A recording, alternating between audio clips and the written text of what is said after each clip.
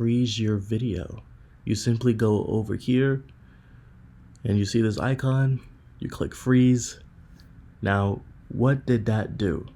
Because now we see 3 separate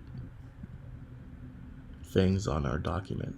So right here we have the beginning, then we have the point that we froze, then we have the static image. So what it does is it freezes that frame and turns it into an image, and then it goes back to the video.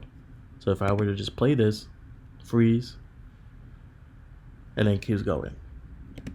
And the great thing about this is this is an image now. So now I could freeze this as long or little as I want, and it won't have anything to do with the other side. And I could even go here, I could click, press freeze, and I could freeze again. And I could keep doing this, because as long as it's a video, you could freeze it, because all it's doing is it's turning one frame into a photo and putting it onto the timeline. As long as you have frames, you'll be able to freeze your video.